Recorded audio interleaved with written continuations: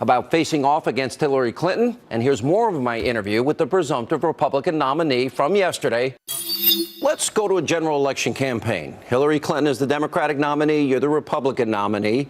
You know, this is two very different governing philosophies here. Break down where you see the biggest differences in your two campaigns and where America would head.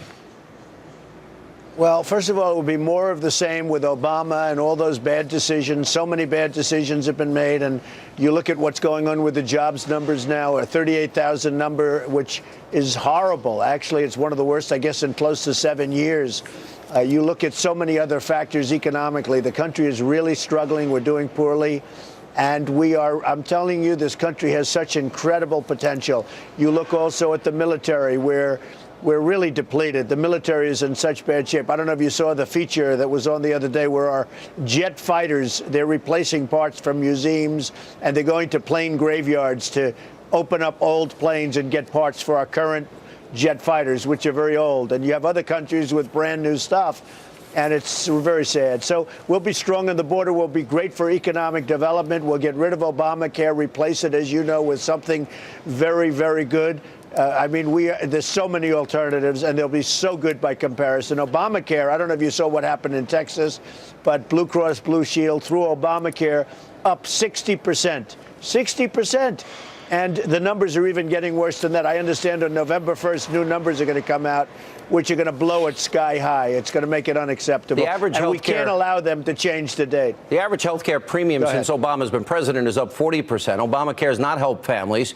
You have 1 in 5 American families without a single person working. You've got 1 in 6 American males 18 to 34 that are either incarcerated or out of work, and then 95 million Americans out of the labor force. But we keep getting told, even though they created 38,000 jobs, we're told the unemployment number keeps going down. Is that a case where the government just lies to us? Yeah, well, it's a fixed number. Look, they had the worst numbers that they've had in 7 years, and the employment rate went down, which tells you what I've been saying for a long time. It's a sham. It's a scam. Look, the whole thing's a scam. Frankly, Bernie Sanders has gone through it. He's seen it. You know, the whole thing with the rigged deal going on. And I actually saw it a little bit, but we won by so much. I mean, we won by massive landslides in virtually every state that we won by big landslides. You think the system is designed, the system was rigged from the beginning, and Bernie had no chance whatsoever? I do. I think he had no chance. Unless he won by even bigger numbers, I think he had no chance. I mean, the beauty of what we did is I won by massive landslides all over the place, whether it's New Hampshire or South Carolina, Nevada, no matter where we went. And then we came to New York and we got tremendous numbers in Pennsylvania, Ohio. I mean, no matter where you look, Michigan, I won Michigan, which was amazing. But we got tremendous numbers. And, you know, Ohio was close. We did well. We ran against John. He did a good job there. And you know, so many different places. Florida was unbelievable.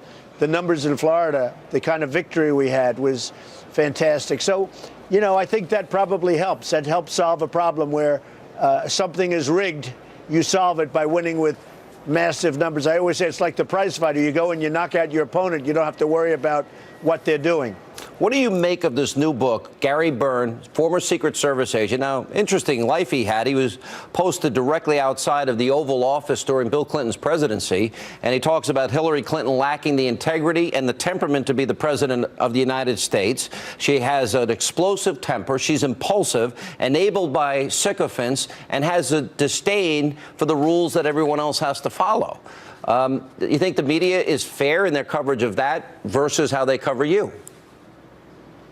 Well, so far it's got very little coverage, which is really amazing because basically it says her temperament is a disaster, which I know, and you know, and a few people know, but I don't know if the word is getting out. But this is somebody that knew them very, very well, saw her in action, and look, she was a disaster. She doesn't have the temperament. She doesn't have a lot of things to be president, including, frankly, good judgment.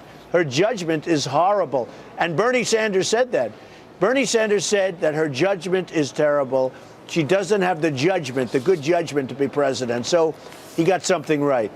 At a lot of these rallies, we see now, and we've been able to pinpoint that there are certain groups. For example, veterans groups associated with Hillary were in front of Trump Towers. Then we see certain other leftist groups and supporters of Bernie and Hillary organizing at Trump rallies. It culminated in what happened in San Jose. I don't know if you saw the video. This poor woman literally was surrounded by a mob and waving the Mexican flag in her face, throwing an egg in her face, guys being chased down the road by a mob of people, getting punched and bloody and bruised. And then the San Jose mayor blamed you for what happened with these people that were involved in this violence. What is your response to that? Specifically, and more specifically, when somebody like Angela Davis is urging people to, quote, do whatever is necessary to stop Trump. Do you interpret that as a threat? Well, I think the mayor was absolutely a disaster. He didn't know what the hell he was doing. We had a tremendous rally with, many, many thousands of people. The place was packed, and they left, and they met a bunch of thugs. They were absolute thugs.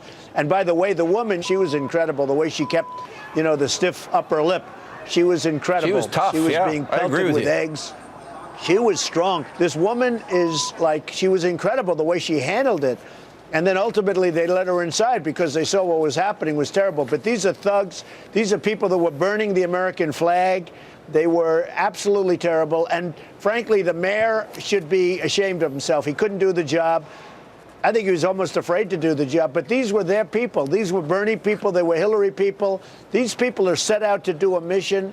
These aren't protesters. These are much worse than protesters. And when you see, some of the police told me, when you see people wearing face masks, things over their face, they're professional agitators. And you had a lot of professional agitators. But inside that arena, that place it was a love fest, believe me.